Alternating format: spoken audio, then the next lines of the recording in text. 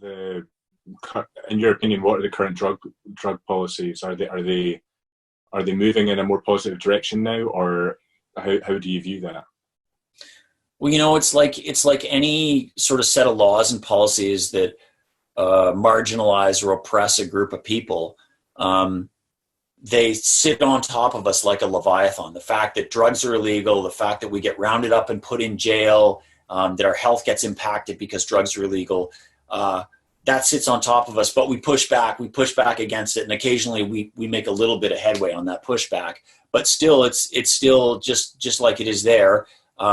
People die from not really knowing the potency and the contaminants in what they take as drugs. We have fentanyl here in a huge way. And the people don't know the potency and the contaminants in the drugs because they're illegal. It's like in North America, booze was illegal 100 years ago. Classic alcohol prohibition, where Al Capone and all that stuff came from. And the day before prohibition, everybody drank beer, right? That was what people drank. It wasn't high alcohol percent. People didn't, have one drink and fall down dead because of some contaminants in the beer. It was regulated. It was known. Then prohibition comes in. People start making moonshine because you've got to make something that's higher potency and smaller volume so you can smuggle it around and escape the cops that are trying to get you. And then that was not regulated, and so it was contaminated, and people went blind, got sick, and died from it. And then when prohibition ended, that sort of thing ended. The fact of alcoholism was never interrupted by prohibition. All that happened was it made the consequences much, much deadlier during the time it was illegal. And so that's very true of drug prohibition as it was for alcohol prohibition. So that's the law here as it is there, prohibition. And so I'm assuming then are for drug decriminalization or legalization. Yeah, absolutely. Yeah, I mean, it's the only way we can get out of the overdose crisis in North America here.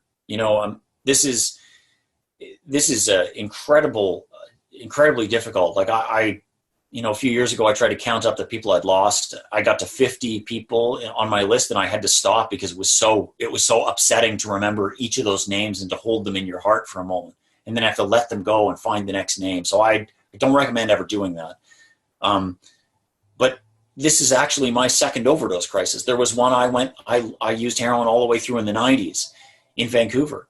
And I don't want to be involved in the third and a fourth overdose fatality crisis because that's what happens. Just as alcohol prohibition led us from beer to moonshine in North America, drug prohibition leads you from smoking opium to heroin, to injecting heroin, to what they call China White here, to fentanyl, to carfentanil. So you can see over a century, it's just there's a product, the police chase it down, the dealers have to make it something smaller, more compact, stronger. The users want something stronger, more bang for the buck because it's harder to get. And you just have this race. And so that's the future if drug prohibition remains. It's just stronger and stronger and more corpses. So yeah, there's no question that it has to be ended. It has to be ended in Scotland too, unless you just want another, 12, 13, 1,500 people dead every year in a country that's basically the size of the province of British Columbia where I live, or the population of it,